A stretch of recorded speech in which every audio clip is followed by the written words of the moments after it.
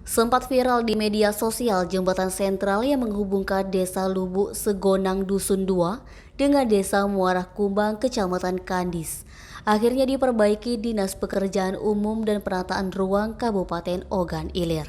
Kepala Dinas PUPR Kabupaten Ogan Ilir Ruslan mengungkapkan, proses perbaikan jembatan sudah dilakukan sejak 9 Agustus 2022 lalu.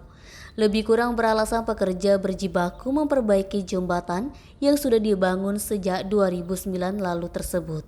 Salah seorang pekerja menilai bahwa kondisi jembatan ini memang sudah tidak layak pakai.